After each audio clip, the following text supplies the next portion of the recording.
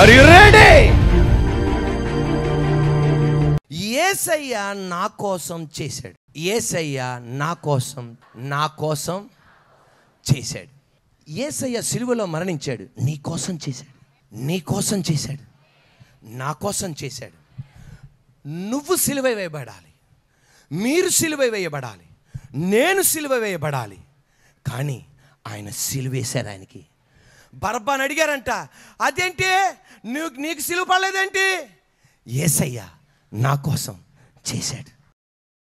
నువ్వు శపింపబడలేదంటే యేసయ్య నా కోసం చేశాడు. నువ్వు నరకానికి వెళ్ళట్లేదంటే యేసయ్య నా కోసం చేశాడు. ప్రవచనాత్మంగా పరిశుద్ధాత్మ దేవుడు నిన్న సిద్ధపడుతున్నప్పుడు ఈ మాట చెప్పమన్నాడు. ప్రస్తుతం పరిస్థితి గందరగోళంగా ఉండొచ్చు, ప్రస్తుతం పరిస్థితి వేదనకరంగా ఉండొచ్చు, ప్రస్తుతం పరిస్థితి ఆయాసకరంగా ఉండొచ్చు, ప్రస్తుతం పరిస్థితి ఏ వ్యక్తిని చూసినా నీ కోపం వస్తుంది, ఏ వ్యక్తితో మాట్లాడుతున్నా కోపం వస్తుంది. అసలు ఎందుకో నీకే ఏమి అర్థం కావట్లా. అటువంటి పరిస్థితిలో ఉన్న నిన్ను ప్రజలు చూసి వీడు ఎలా బయటపడతాడు, ఇవి ఎలా బయటపడిద్ది, నా కుమారుడు ఎలా బయటపడతాడు, నా కూతురు ఎలా బయటపడిద్ది అని నువ్వు అనుకుంటున్నావే, నా దేవుడు నిన్ను బయటపడైపోతున్నాడు, నా దేవుడు నిన్ను నిలబెట్టబోతున్నాడు. అప్పుడు ప్రజలు అడుగుతారు, ఎలా బయటపడ్డావు, ఎలా ఈ స్థానానికి వచ్చావు, ఎలా ఈ మేలు పొందావు? అప్పుడు నువ్వు చెప్పాలి, యేసయ్య నా కోసం చేశాడు, యేసయ్య నా కోసం ప్లాట్ఫామ్ సిద్ధపరిచాడు, యేసయ్య నా కొరకు మందిరాన్ని కట్టించాడు, యేసయ్య నా కొరకు స్థలాలు ఇప్పించాడు, యేసయ్య నా కొరకు ఆత్మలను లక్షల కొలదిగా రప్పించాడు, యేసయ్య నా ఇంట్లో అద్భుతం చేశాడు. హల్లెలూయా! యేసయ్య నా కోసం చేశాడు. ఇప్పుడు నేను అడుగుతాను, ఆ మాట మీరు చెప్పండి. ఎలా బయటపడ్డావు,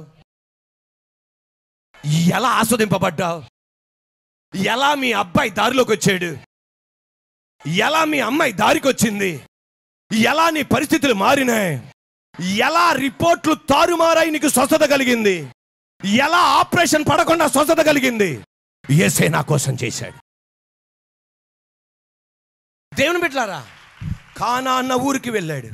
ఆ వివాహ విందులో ద్రాక్షారసం అయిపోయింది. ఏమైపోయింది? ద్రాక్షారసం అయిపోయింది.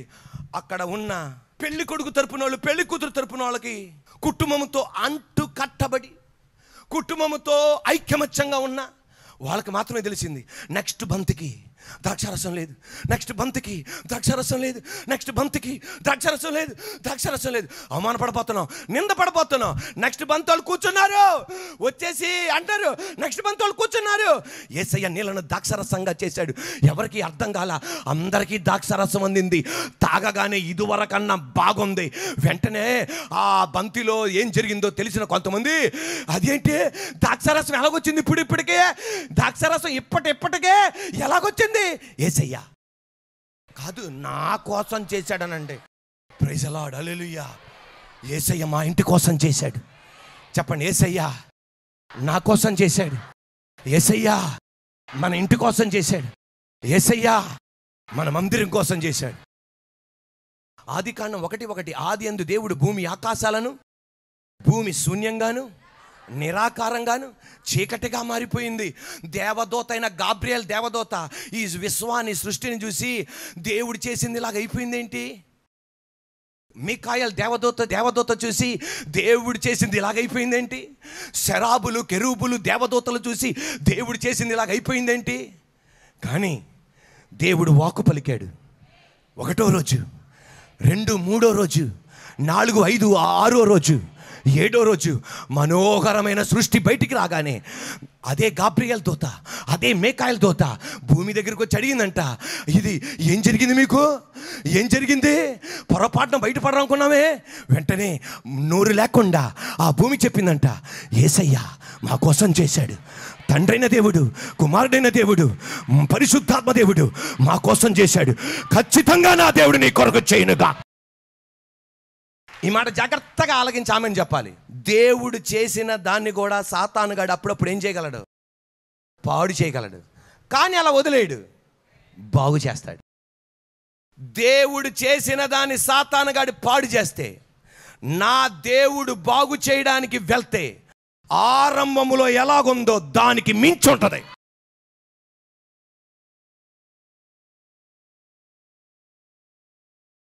మొదట చేసిన సృష్టి కన్నా మించి చేశాడు నా దేవుడు.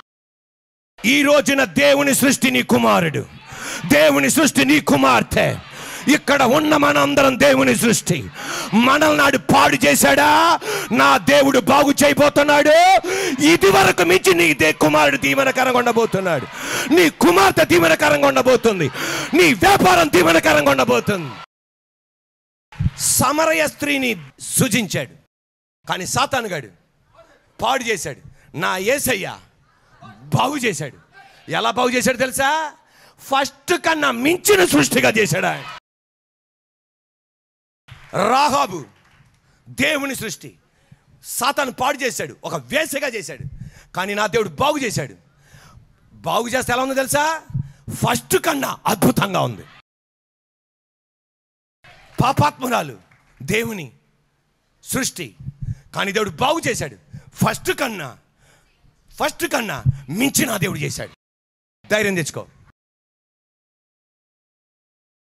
దేవుని స్పర్శ నీ కుమారుడి మీద పడును గాక, దేవుని స్పర్శ నీ కుమార్తె మీద పడును గాక, దేవుని స్పర్శ పరిచర్య మీద పడును గాక, దేవుని స్పర్శ ఇక్కడ ఉన్న వ్యక్తుల మీద పడును గాక. Praise the lord, hallelujah.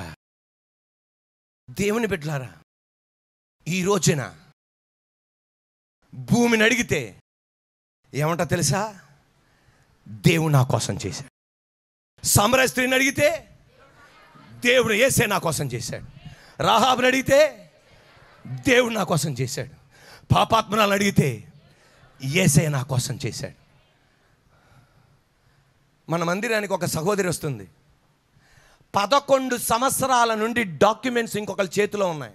దస్తావేజులు, documents, ఇంటి స్థలాలు ఇంకొకళ్ళకి చేతిలో పెట్టి డబ్బు తీసుకున్నారు. ఆ డబ్బు ఇచ్చేసిన ఏమి ఇవ్వట్లా, కాగితాలు ఇవ్వట్లా. 11 సంవత్సరాల నుండి ఇక ఇల్లు పొలం మొత్తం పోయేటట్టుంది. అటువంటి టైంలో 11 సంవత్సరాలు తిరగని చోటు లేదు, వెళ్ళలేని వ్యక్తులు లేరు, వెళ్ళలేని స్థలాలు లేవు. అనేక చోట్లకి వెళ్ళింది, కుదరట్లా. దేవుని మందిరానికి వచ్చింది, ప్రార్థన చేసింది. నిన్న ఆదివారం 2వ ఆరాధనలో ఆమె సాక్ష్యం చెప్తుంది. ఎవరైతే 11 సంవత్సరాల నుండి ఇవ్వను పోయిని ఎక్కడ పెట్టానో నాకు తెలవదు అన్నారే, వాళ్ళు శత్రువులు కాదా, అన్నయ్య అంట. ఎవరంట? అన్నయ్య వదిన దాచిపెట్టారంట. మర్యాద పూర్వకంగా 11 సంవత్సరాలు బంధించి పట్టుకున్న ఆ దస్తావేజులను పీలిచ్చి దస్తావేజులు ఇచ్చారు. సాక్ష్యం చెప్తుంది. ఎవరు చేశారు? యేసయ్య నీ కోసం చేస్తారు. ప్రైజ్ ది లార్డ్, హల్లెలూయా. అపోస్తుడైన పౌలు సంఘాన్ని నేలమట్టం చేస్తున్నాడు, పాస్టర్లను చంపేస్తున్నాడు, తనకి ఇష్టం వచ్చినట్లు చేస్తున్నాడు. అటువంటి వ్యక్తి బైబిల్ పట్టుకొని ప్రసంగం చేస్తున్నాడు. ఎవరు చేశారు? Praise the lord. ఎవరు చేశారు? యేసయ్య చేశారు. ఈ రోజున అటువంటి సాక్ష్యాలు మన దేవుడు నీతో నాతో వినిపించగలిగిన వాడు. మన మందిరానికి భార్యాభర్తలు వస్తున్నారు. వాళ్ళు ఇష్టపడి తర్వాత ఒకరికొకరు మాట్లాడుకొని వివాహం చేసుకున్నారు. అది అమ్మా నాన్నకి ఇష్టం లేదు, అత్తమామకి ఇష్టం లేదు, అమ్మాయి తరపున అమ్మా నాన్నకి, అబ్బాయి తరపున అమ్మా నాన్నకి ఇష్టం లేదు. తద్వారా ఇక తప్పదు గనక ఆ ఇరువురు కుటుంబం కలిశారు. భార్య తరపున వాళ్ళు అంటారు మేము పలానా, భర్త తరపున వాళ్ళు అంటారు మేము పలానా. వీళ్ళిద్దరూ 2 కుటుంబాలు వీళ్ళకి ఎప్పుడు గొడవ వస్తుందా అని చూస్తున్నారు. ఎవరికి? భార్యాభర్తలు ఎప్పుడు విడదీద్దామని అనుకున్నట్టే 6వ నెలకు అడుగు పెట్టేటప్పటికల్లా గొడవ వచ్చింది. చాలా చిన్న గొడవ. ఆ గొడవకి ఎవడ కూడా విడిపోడు. ఇక అంతే. ఈ భార్య తరపున అమ్మా నాన్నలు, ఆ నాన్న తరపున అమ్మా నాన్నలు ఇదే గొడవ. చిన్నది చిలికి పెద్ద చేసి డైవర్స్ దాకా తీసుకెళ్ళిపోయారు. డైవర్స్ దాకా తీసుకెళ్ళిపోతే ఈ పాప అంటదంట, డాడీ దీనికి విడాకులు కావాలా? బాబు అంటాడంట దీనికి విడాకులు కావద్దు, మనం ఉండలేము, వాళ్ళతో ఇలాంటి వాళ్ళతో ఉండలేము, మనం ఏం కాదు అని చెప్పి ఇద్దరు సంతకం పెట్టారు డైవర్స్ నోటీస్కి. ఇద్దరికి కొన్ని సంవత్సరాలు నడిచినాయి, డైవర్స్ నోటీస్ వచ్చేసింది. డైవర్స్ నోటీస్ రాగానే డైవర్స్ నోటీస్ అబ్బాయి తీసుకున్నాడు, డైవర్స్ నోటీస్ అమ్మాయి తీసుకుంది. వాళ్ళ హోటల్కి వెళ్ళిపోయారు. అబ్బాయి ఇంటికి వెళ్ళబోతుండగా బైక్ తీసుకొని అమ్మాయి ఏ హోటల్లో ఉంటుందో చివరిసారిగా చూడటానికి వెళ్ళాడు. ఈయన అన్నాడంట, అత్తయ్య గారు, అత్తయ్య గారా, అత్తయ్య గారు ఒక్కసారి నేను చూసి వెళ్తానండి. ఏం చూస్తావా, ఏంటయ్యా, ఏంటది అనగానే ఒక్కసారి చూసి వెళ్తానగానే వెనకాల ఉన్నారు ఒక ఆయన, ఎవరు, మామయ్య. ఆ అబ్బాయి అలాగ అడుగుతున్నాడు, ఒక్కసారి చూస్తాను. మరీ అంత కట్టిన రాళ్ళకున్నావంట నువ్వు, వెళ్ళి చూసుకో బాబు. అమ్మాయిని చూడటం వలసిన గట్టిగా కౌగిలించుకున్నారు ఇద్దరు ఎక్కిలు పెట్టి ఏడుస్తుంటే, అత్తయ్య మామయ్య ఏమన్నా తెలుసా, మీకంత ప్రేమ అయితే, మీకంత ఇష్టమైతే మాకెందుకయ్యా, మీరుండండి అన్న. డైవర్స్ నోటీస్ ఇంకా వాళ్ళ చేతిలో ఉంది. సృష్టికర్త వాళ్ళని ఈ మధ్యన డైవర్స్ నోటీస్ చించిపడేశారు, మరలా సర్టిఫికేట్ బయట తీసుకొచ్చారు. సృష్టికర్త ఈరోజు ఇద్దరు బిడ్డల తల్లిదండ్రులుగా ఈరోజు భార్య భర్తల మందిరానికి వస్తున్నారు. ఎవరు చేశారు? Are you ready? యేసు ప్రభు వారు 5 రొట్టెలు 2 చిన్న చేపలు 5,000 మందికి పంచిపెట్టారు. ఆ జనాభా 5,000 మంది వెళ్ళిపోయారు. ఇక కొన్ని ఆడవాళ్ళు, పురుషులు, పిల్లలు ఎంతమంది మనకు తెలదు, వాళ్ళందరూ వెళ్ళిపోయారు. యేసయ్య మాత్రం 12 మంది శిష్యులు ఉన్నారు. యేసయ్య తన, అన్న కిందకి వెళ్దామా రా అన్నారు. అనగానే వాళ్ళు కొండ దిగరగానే గలిలయ సముద్రం వచ్చింది. యేసయ్య అన్నాడు, పడవలు ఎక్కండి అన్నాడు. ఎక్కుతుంటే మీరు వెళ్ళండి అన్నాడు. అన్నా మమ్మల్ని వదిలేసి వెళ్ళిపోతాం ఏంటి, నేను కొండపైకి వెళ్తాను, మీరు వెళ్ళండి అన్నాడు. వెళ్ళండి అనగానే పడవలో 12 మంది కలిసి ఏం చేస్తున్నారు, వెళ్తున్నారు. కొన్నిసార్లు నాయకుడు మీతో ఉంటే మనం ఏం చేసుకోలేము, సరదాగా ఫ్రీగా ఉండలేము. కొన్నిసార్లు నాన్న మనతో ఉంటే ఎలాగ ఉండలేము, అమ్మ ఉంటే ఫ్రీగా ఉండగలం, ఆడేసుకుంటాం అంతో. అలాగే అప్పుడప్పుడు నాయకుడు మనతో ఉంటే మనం ఏం చేయలేము, ఫ్రీగా ఉండలేము. అందువల్ల యేసయ్య ఇలా బాధ అర్థమయ్యి, నేను ఉంటే మీరు ఫ్రీగా మాట్లాడుకోలేకపోతున్నారు నాన్న, మీరు వెళ్ళండే, నేను ఇటు వెళ్తున్నా అన్నాడు. అమ్మా ఇక పేతురు దాంట్లో మామూలుడు కాదుగా పాపం. అందువల్ల ఎక్కడ నేను తీసుకెళ్తాను, ఎక్కేసాడు అంతే. కనీసం అన్నా నువ్వు రా అన్నా అనలా. అందుకని మనం కొంచెం హ్యాపీగా ఉండాలి రా అనుకున్నారు, ఎక్కారు. ఈ పడవెక్కారు అంతే. పడవెక్కి ముందుకెళ్తున్నారు. బైబిల్ చరిత్ర ప్రకారం గలిలయ సముద్రములో ఈదర్ నుండి ఆదరికి వెళ్ళడానికి 5 మైళ్ళు దూరం మాత్రమే. 5 మైల్స్, 5 మైళ్ళు మాత్రమే. మంచిగా జాలర్లు గనక 1 గంటలో ఆదరికి వెళ్ళిపోగలరు. కానీ బైబిల్ చెప్తుంది సాయంత్రం 5:30, 6 గంటలకు వాళ్ళు ప్రారంభించిన యాత్ర తెల్లవారుజాము 3 అయినా అద్దరికి వెళ్ళట్లేదంట. ఇంకా అద్దరి దూరంగా ఉంది. భయంకరమైన తుఫాను. అద్దరికి వాళ్ళు వెళ్ళకపోతున్నారు. 1.5 గంటలో వెళ్ళగలిసింది. 5.5 మైలు దూరం, ఇంకా దూరంగా ఉంది గమ్యం. అటువంటి టైంలో వీళ్ళు స్టక్. అటువంటి టైంలో ముందుకెళ్ళలేకపోతున్నారు వాళ్ళు. ఇక్కడ యేసయ్య మనకు నేర్పించే ఒక అద్భుతమైన సత్యం ఏంటి తెలుసా, వాళ్ళు అనుకున్న స్పీడ్లో వెళ్ళలేకపోతున్నారు, అనుకున్న విధంగా వెళ్ళలేకపోతున్నారు, ఆగిపోలా. ఈ రోజున నువ్వు కుందేల్లాగా వెళ్ళాలనుకున్నావు, వెళ్ళలేకపోతున్నావు. తాబేల్లాగా వెళ్తున్నావేమో, పరిగెత్తుకుని వెళ్ళలేకపోతున్నావేమో.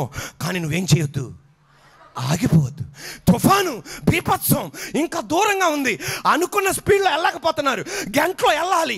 తెల్లవారుజాము 3 అయినా గమ్యానికి వెళ్ళకపోతున్నారు. కానీ ఆగలా, ముందుకెళ్తున్నారు. అనుకున్న విధంగా ముందుకెళ్ళట్లేదేమో, కానీ ఆగిపోవద్దు. మత్తయి సువార్త 14వ అధ్యాయం 24వ వాక్యం.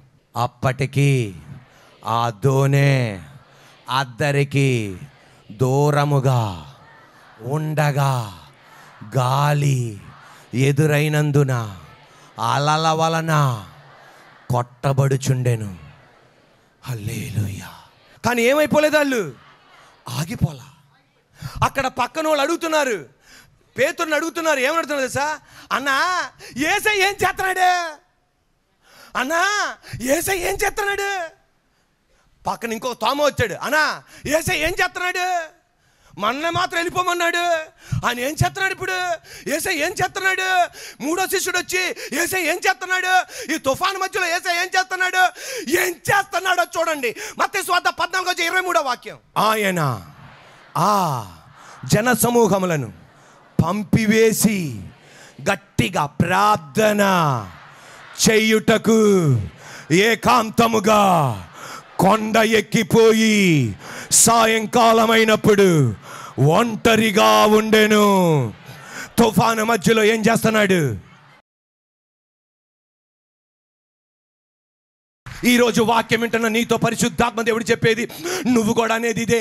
యేసయ్య మాట విని యేసు ప్రభు మార్గానికి వచ్చా, యేసయ్య వాక్యం విని యేసయ్య మార్గానికి వచ్చా, శ్రమలు తుఫాను గాలిలో ఉన్నావు. నువ్వు కూడా అడిగేది యేసయ్య ఏం చేస్తున్నాడు, యేసయ్య ఏం చేస్తున్నాడు. నీ పిల్లలు అడిగేది డాడీ ఇన్ని బాధలు పడుతుంటే యేసయ్య ఏం చేస్తున్నాడు డాడీ, ఇన్ని ఇబ్బంది పడుతుంటే యేసయ్య ఏం చేస్తున్నాడు డాడీ. రోమపత్రిక 8వ అధ్యాయం 34వ వాక్యం. యేసయ్య ఏం చేస్తున్నాడో చూడండి. శిక్ష విధించువాడెవడో చనిపోయిన క్రీస్తు యేసే, అంతేకాదు మృతులలో నుండి లేచిన వాడును, దేవుని కుడి పార్శ్వమున ఉన్నవాడును, గట్టిగా మన కొరకు విజ్ఞాపనము కూడా చెయ్యువాడును ఆయనే. మళ్ళా శిక్ష విధించువాడెవడు చనిపోయిన క్రీస్తు యేసే, అంతేకాదు మృతులలో నుండి లేచిన వాడును, దేవుని కుడి పార్శ్వమున ఉన్నవాడును, మన కొరకు ప్రార్థన కూడా చెయ్యువాడును ఆయనే. ఏం చేస్తున్నాడు చూడండి. ఏప్రిల్ రాసిన పత్రిక 7:25. ఏం చేస్తాడండి ఈయన ఇబ్బందులు పడుతుంటే యేసయ్య? ఈయన తన ద్వారా దేవుని యొద్దకు వచ్చి వారి పక్షమున ప్రార్థన విజ్ఞాపనము చేయుటకు నిరంతరం జీవించుచున్నాడు గనక వారిని సంపూర్ణముగా రక్షించుటకు శక్తివంతుడై ఉన్నాడు. ఒక క్షణం ఏం చేస్తున్నాడు? నీ ప్రశ్నకు జవాబు చెప్పమంటున్నాడు. ఏం చేస్తాడు? ఒక అంకుల్ గారు నాతో అంటున్నాడు, ఇన్ని కష్టాలు పడుతుంటే ఏసీ ఏం చేస్తాడా? ఏం చేస్తున్నాడు? ఇన్ని ఇబ్బందులు పడుతుంటే ఏసీ ఏం చేస్తాడండి? ప్రమోషన్ కోసం ప్లాన్ చేయడం ఏసీ ఏం చేస్తాడండి? మా ఇంట్లో ఇంత అన్యాయం జరుగుతుంటే ఏసీ ఏం చేస్తాడండి? పేతురుతో అడుగుతాడు, ఏసీ ఏం చేస్తున్నాడు? ఒక క్షణం. యేసయ్య ప్రార్థన చేస్తే ఇలా జరగచ్చా? యేసయ్య ప్రార్థన చేస్తే కొండపైకి ఎక్కెళ్ళి శిష్యులకి తుఫాను రావచ్చా? కరెక్ట్గా చెప్పండి. యేసయ్య ప్రార్థన చేస్తే తుఫాను రావచ్చా? గాలి రావచ్చా? పడవ ఇలా కానొచ్చా? మరి అంది. ఎందుకని? ఈ లోకములో మీకు శ్రమలు కలుగును. పాపపు లోకములో ఉన్నాం. కానీ ఒక్కవేళ రావచ్చు. వచ్చినప్పుడు నీ కొరకు ఆయన ప్రార్థన చేస్తున్నాడు. జాగ్రత్తగా ఆలోచించాలి. జీవితంలో మర్చిపోకూడదు. శిష్యుల కొరకు కొండపైన ప్రార్థన చేశాడు. ఈరోజు పరలోకంలో నీ కొరకు ప్రార్థన చేస్తున్నాడు. శిష్యుల కొరకు ప్రార్థన చేస్తున్నాడు. గాలిలో వాళ్ళు మునిగిపోకూడదు, పడవ బద్దలైపోకూడదు, విశ్వాసంలో స్థిరపడాలి, ఉనికిపోకూడదు, బెదిరిపోకూడదు. ఆయన ప్రార్థనే మునగకుండా కాపాడింది. ఆయన ప్రార్థనే ముక్కలవకుండా కాపాడింది. ఆయన ప్రార్థనే తుఫాన్లో చనిపోకుండా చేసింది. ఆయన ప్రార్థనే నువ్వు మరణం అవ్వకుండా కాపాడింది. ఆయన ప్రార్థనే నేను నిలబెట్టించింది. యేసయ్య ప్రార్థనే మన మందిరాన్ని నిలబెడుతుంది.